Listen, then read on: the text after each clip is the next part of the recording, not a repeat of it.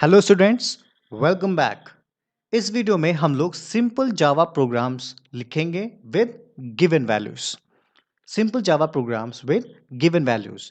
ये ऐसे simple Java programmes होंगे जिसमें कि यूजर को इनपुट लेने की जरूरत नहीं होगी। यूजर से इनपुट लेने की जरूरत नहीं होगी इसलिए क्योंकि हमारे पास वैल्यूज पहले से वहां पे दी हुई होंगी।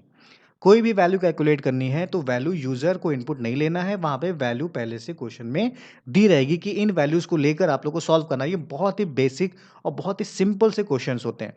जब आप लोग जावा पढ़ना शुरू करोगे तो आप ऐसे बेसिक क्वेश्चन से ही शुरू करोगे कि आपको सिंटेक्स जावा का समझ में आ जाए, प्लस आपको वर्किंग समझ में आ जाए कि किस तरीके से हम लोग सिंपल सिंपल प्रोग्राम स्टार्ट करते हैं लिखना। उसके बाद आप लोग एडवांस लेवल पे आते हो जहाँ पे आप लोग यूजर से इनपुट लेते हो।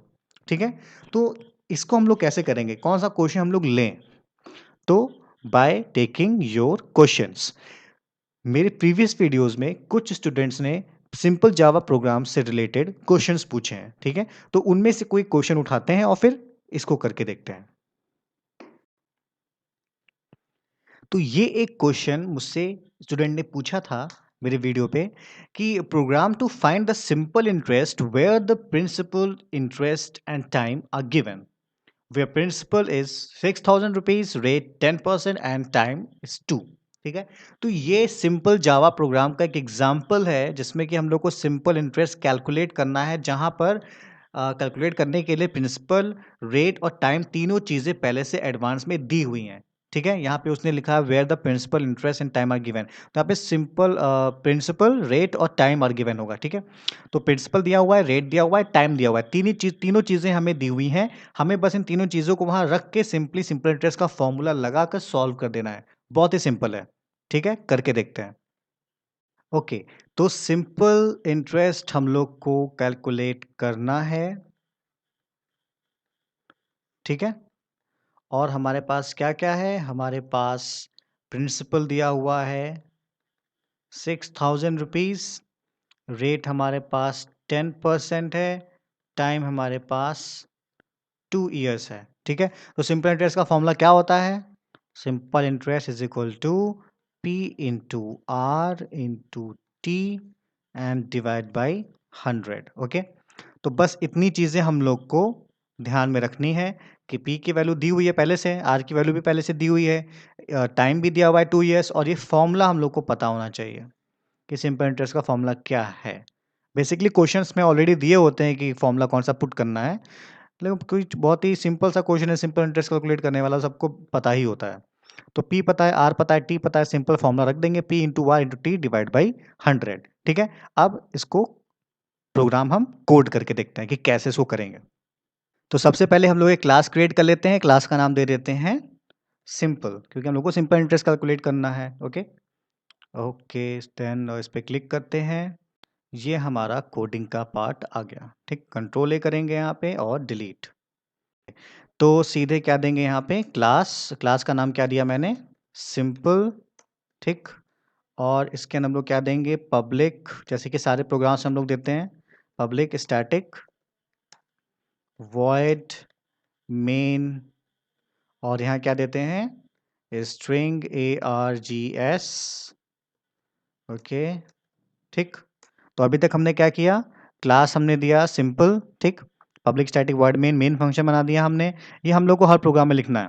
कोई भी प्रोग्राम अगर आप लोग कर रहे हो तो आपको इतना तो पार्ट लिखना ही पड़ेगा। ठीक है, अब हमारे पास क्या क्या था? प्रिंसिपल था, रेट था और टाइम था। ठीक, तो सबसे पहले कर लेते हैं हम एक पी ले लेते हैं, प्रिंसिपल, प्रिंसिपल में ले लेते हैं हम लोग 6,000 दिया हुआ था ऑलरेडी वहाँ पे। ठीक है, और हमारे पास क्या था? रेट था, रेट हमारे पास कितना था? 10%। ठीक, और हमारे पास क्या था? टाइम था, जो कि था 2 इयर्स। तीनों चीज़ें हमें मिल गई। अब आंसर जो होगा वो क्या होगा? हमारा आंसर, आंसर हमारा आएगा सिंपल इंटरेस्ट में। ठीक है, तो जो आंसर होगा उसको किस में लेंगे?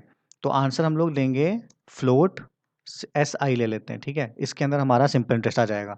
अब यहाँ पे मैंने फ्लोट क्यों लिया है? फ्लोट हमने इसलिए लिया है क्योंकि यहाँ पे हम लोग को डिवाइड करना है। तो जब भी डिवाइड करते हैं हम लोग तो वैल्यू क्या होती है? डेसिमल में आती है। तो अगर मैं यहाँ पे इंट में ले लेता, इंटीजर में ले लेता, तो क्या होता? हमारा डेसिमल पार्ट इग्नोर हो जाता, आंसर 0 आ जाता। ठीक है, करके मैं बता देता हूँ एक बार। यहाँ पे इंट ले लेते हैं। ठीक है, सिंपल इंटरेस्ट इंट मैंने करके देख लिया। अब यहाँ पे क्या करते हैं हम लोग? फॉर्मूला क्या था हमारा? P into R into T and then divide by 100। Okay, तो फॉर्मूला देखो मैंने पुट कर दिया यहाँ पे, कुछ नहीं किया मैंने सिंपली क्या किया, पी की वैल्यू रख दी, आर की वैल्यू रख दी, टी की वैल्यू रख दी जो क्वेश्चन में दी हुई थी पहले से, ठीक है। और फॉर्मूला मैंने यहाँ पे रख दिया S I is equal to P into R into T divide by 100, और जो भी वैल्यू कैलकुलेट होगी वो आके एस आई में स्टोर हो जाएगी।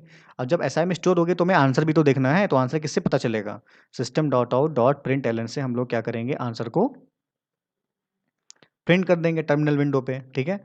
तो simple interest is equal to S I में आया है हमारा वैल्यू, ठीक है, तो एस आई, ठीक। तो देखो सिंपल से हमारा प्रोग्राम कंप्लीट हो गया, ठीक है। लेकिन मैंने यहाँ पे इंट रख दिया है, तो इंट क्या करेगा, अगर आंसर डेसिमल में भी आ रहा होगा तो डेसिमल पार्ट क्या करेगा, इग्नोर कर देगा, ठीक है। अब हालांकि हो सकता है कि इसमें ना आए क्योंकि डिवाइड हो जाए, हाँ डिवाइड हो जाएगा, 100 रहेगा तो डिवाइड कर देगा और डेसिमल पार्ट आएगा ही नहीं, ठीक है। तो इस पर भी आंसर हमारा आ जाएगा। कंपाइल करते हैं, क्लोज करते हैं, ठीक है, right click, void main, okay, ठीक है। हमारा आंसर कितना आ गया, 1200। चेक कर लेते हैं, ठीक है। तो चेक करके भी देख लेते हैं कि भाई हमारा आंसर आएगा कि नहीं आएगा, ठीक है। तो हमारे पास क्या क्या था, फॉर्मूला क्या है हमारे पास, P into R into T divide by 100। तो पी हमारे पास कितना है 6000, रेट हमारे पास 10 है और टाइम हमारे पास 2 है, डिवाइड बाई 100, 0 0 कैंसिल हो गया। तो क्या आया 60 इंटू 10 इंटू 2, ठीक है। तो क्या हो गया 600 into 2 that is equal to 1200। हमारा 1200 आंसर आना चाहिए और हमारा 1200 आंसर आ रहा है। तो इसमें हमारे पास वैल्यूज़ पहले से दी हुई थी, प्रिंसिपल दिया हुआ था, रेट दिया हुआ था, टाइम दिया हुआ था। हमने क्या किया, बेसिकली हमने यहाँ पर फॉर्मूला पुट कर दिया, बस ये फॉर्मूला हमने यहाँ पे पुट कर दिया और हमारा आंसर एसआई में आ गया। और एसआई में आंसर आने के बाद हमने उसको प्रिंट कर दिया with the help of system dot out dot print L N. ये लाइन क्या करता है, आउटपुट प्रिंट करने के लिए करता है, ठीक है। अच्छा, जो चीज़ इंपॉर्टेंट है वो ये है कि जब भी डिवीजन करना होगा तो कभी कभी क्या होता है, डिवीजन में आंसर डेसिमल पार्ट भी लेके आता है। तो अगर हम लोग इंटीजर ले लेंगे तो डेसिमल पार्ट इंटीजर इग्नोर कर देता है, ठीक है। तो अगर डेसिमल पार्ट हम लोग को लेना है साथ में तो क्या करेंगे, यहाँ पे फ्लोट कर देंगे। फ्लोट क्या करेगा, डेसिमल पार्ट भी लेगा। क्योंकि हमारे क्वेश्चन में कोई डेसिमल पार्ट जनरेट ही नहीं हो रहा था तो कोई दिक्कत नहीं है। लेकिन मोस्टली क्या होगा कि जब भी आप डिवीजन करोगे तो हो सकता है कि आंसर हमारा डेसिमल पार्ट में आए, और डेसिमल पार्ट भी हम लोग को चाहिए होता है आंसर में। तो उस केस में हम लोग इंटीजर की जगह क्या यूज़ करेंगे, फ्लोट यूज़ करेंगे, ठीक है। अब फ्लोट तो यहाँ यूज़ कर लिया। अब ये जो तीनों वैल्यूज़ हैं पी आर और टी, इन तीनों में से किसी एक को भी फ्लोट करना पड़ेगा। सिर्फ इसको फ्लोट करने से नहीं होगा, इन तीनों में से किसी एक को फ्लोट कर देंगे, किसी को भी फ्लोट कर देंगे। इसको फ्लोट कर दिया मान लो, ठीक है। यानी कि जब भी डिवीजन करें हम लोग, जब भी डिवीजन करना होगा तो डिवीजन करने में जो वैल्यू आएगी उसको फ्लोट डेटा टाइप में लेंगे, ठीक है।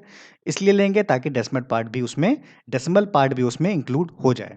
और जो फॉर्मूले में जो वैल्यूज दी हुई हैं पी आर और टी, तो इन तीनों में से किसी एक को भी फ्लोट कर देना, ठीक है। तो इससे क्या होगा, हमारा आंसर बहुत ही करेक्ट आएगा, कोई दिक्कत नहीं आएगी। क्लोज, कंपाइल, यहाँ से भी कंपाइल कर सकते हैं, वर्ड मेन, देन ओके, ठीक है। देखो यहाँ पे डेसिमल पार्ट भी यहाँ पे शो कर रहा है। तो अगर डेसिमल पार्ट अगर आता है क्वेश्चन में तो यहाँ पे दिखाएगा, पिछले वाले में नहीं दिखा रहा था, सिर्फ 1200 लिखा हुआ था, लेकिन यहाँ पे 1200 के साथ डेसिमल पार्ट भी दिखा रहा है, यानी कि आंसर डेसिमल पार्ट वाला भी दिखाएगा यहाँ पे।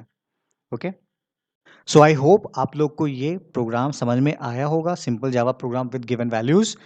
और अगर आपके पास कोई क्वेश्चन है इससे रिलेटेड तो आप मुझसे पूछ सकते हो कमेंट सेक्शन में। कोई असाइनमेंट हो आपके पास, कोई प्रोजेक्ट वर्क हो, कुछ भी हो, आप हमसे पूछ सकते हो। I will be very happy to answer those. So this much for now.